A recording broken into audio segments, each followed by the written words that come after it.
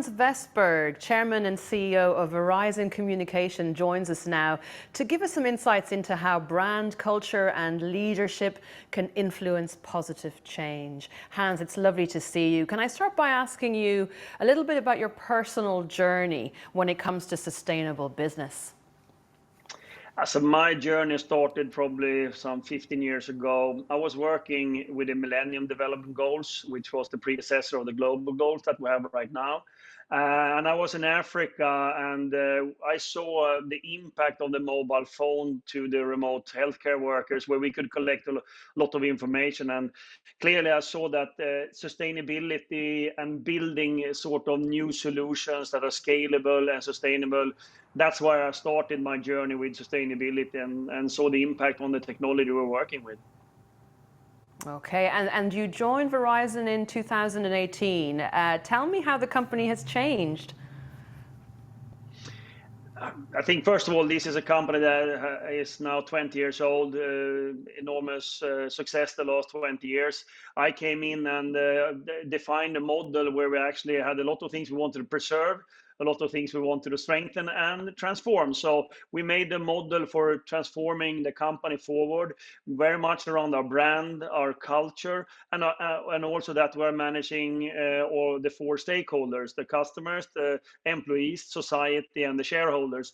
And we build a model around that. So we have changed quite a lot the last 18 months to see that we have a holistic view around this business.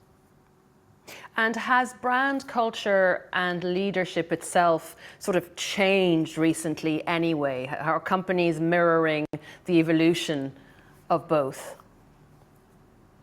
As I see it, I mean, the evolution the last 10, 15 years has been quite dramatic. I mean, I went to the World Economic Forum some 10, 15 years ago, and I talked about sustainability. We talked about how to use technology for making scalable and equitable for everyone.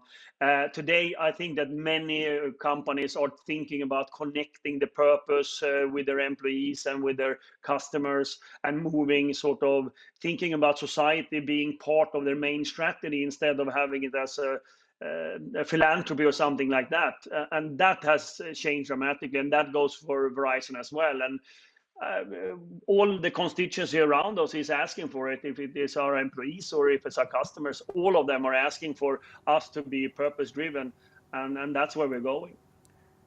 So how would you describe Verizon's purpose when it comes to influencing positive change?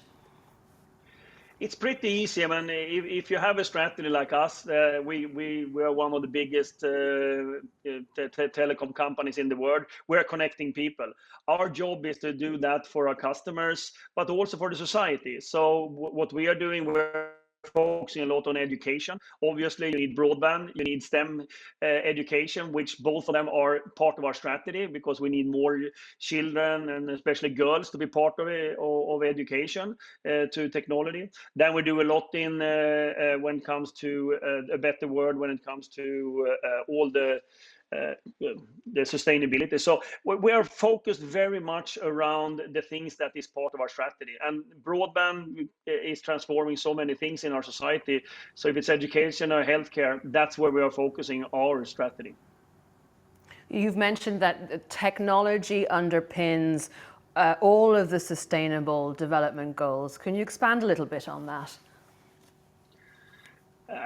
So I was part of formulating, or at least being advising around the sustainable development goals that we have today. And we all know there are 17. I actually advocating for the 18th goal, that would be mobility, broadband, and cloud services for all countries on the globe, in order to have a much more equal world and everybody have the same chance regardless where they come from. Because I'm born in Sweden, and we had hospitals, we had schools that were physical, close to us.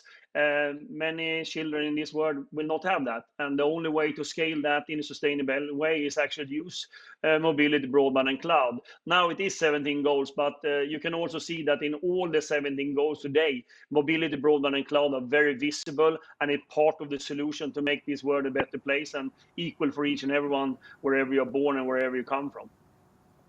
Very good. And how has this pandemic, this such a different time that we're going through, impacted your business? And do you think the business will evolve even more off the back of something like this?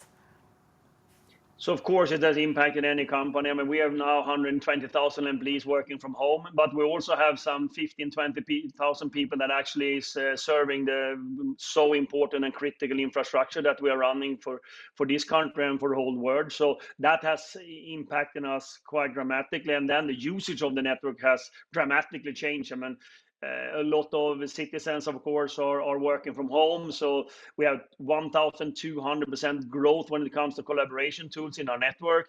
Gaming is up 150%. So we see totally different social behaviors or how you use technology. And one thing that you need to learn then, that some of the barriers we have seen in our society of using telehealth, remote education, now we're bringing down those barriers, and they will be there forever, I think. And from the company point of view, of course, the mobility, broadband, and cloud services, that's what we are offering. So for us, it's a time where we both are making safe and healthy the number one for our employees, but at the same time, we need to see that our networks is up and running, because it's so crucial for these days. Indeed, you will be kept busy. Hans, thank you so much for taking the time to talk to us today. Thank you.